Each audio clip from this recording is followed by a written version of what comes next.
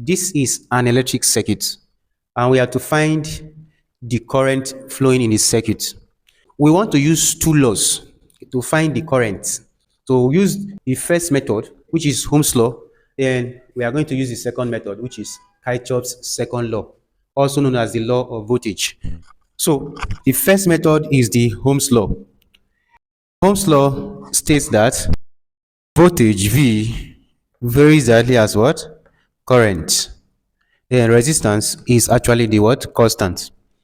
So from here we can transform this to I, which is the current we are looking for, equals to V over R.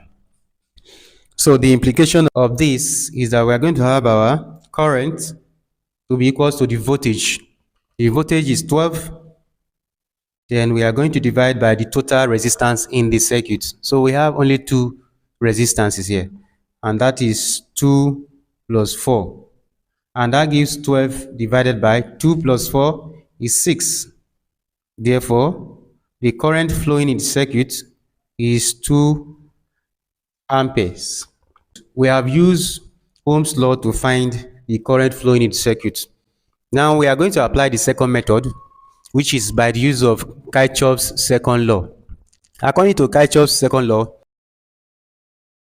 the total voltage within a loop is equal to 0. Now, if you look at this circuit, the current is supposed to drive from the positive, okay, and then move to the negative.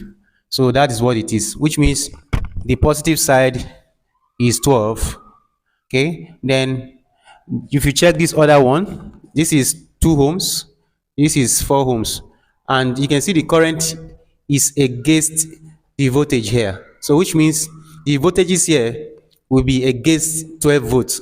We are going to give them minus because they are against it. So that's 2 times I. Don't forget that V equals to IR. So we are still using this one here. That is I.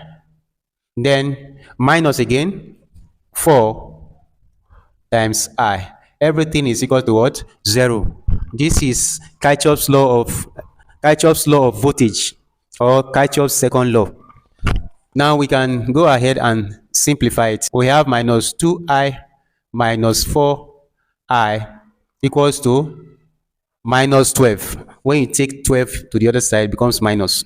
So minus 2I minus 4I is minus 6I. That is minus 6I equals to minus 12. How do we get our current? Divide both sides by minus 6. Divide by minus 6 on each side. It therefore implies that I will be equals to 2 amperes. So we have been able to use Kirchhoff's second law to find the current in the circuit, just like we did here. These are the methods that you can apply to find the current in the circuit. I do hope you found value in this video. Do well to subscribe, hit that button so that we can always reach out to you whenever videos like this come up. I wish you excellence. I will see you in my next video, and for now, goodbye.